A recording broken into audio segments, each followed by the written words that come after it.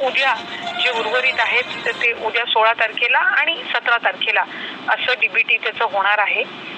त्याच्यामुळे आम्हाला विभाग म्हणून आणि महाराष्ट्र शासन म्हणून एक आनंद आहे. 25 ते 30 लाख अकाउंट्स असे आहेत जे त्यांच्या आधार कार्डला लिंक नाही आहेत.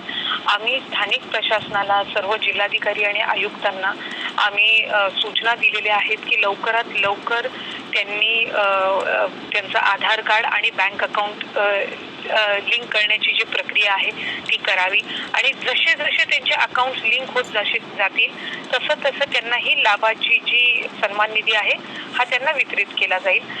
4 महिन्यांचे हप्ते हे आता 2 टप्प्यामध्ये दिले जाणार आहेत.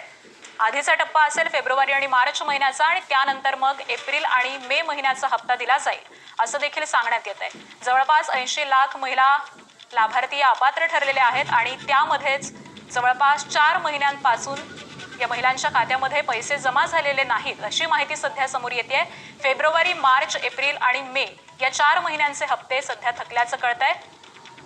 तर 4 महिन्यांचे हप्ते आता 2 टप्प्यामध्ये दिले जाणार आहेत. आधी फेब्रुवारी, मार्च आणि त्यानंतर मग एप्रिल आणि मे महिन्याचा हप्ता हा खात्यामध्ये जमा होईल.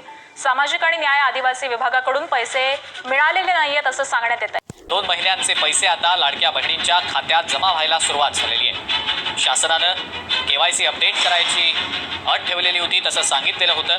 मात्र आता या KYCच्या सगळ्या प्रक्रियेनंतर किती लाडक्या बहिणींना या योजनेचा लाभ मिळतोय हे पाहणं महत्त्वाचं असेल. अशाच नवनवीन अपडेटसाठी व्हिडिओला लाईक करा, चॅनलला सबस्क्राईब करा. सर्व शासकीय योजनांची अचूक व वेगवान माहिती फक्त विसावा या आपल्या चॅनलवर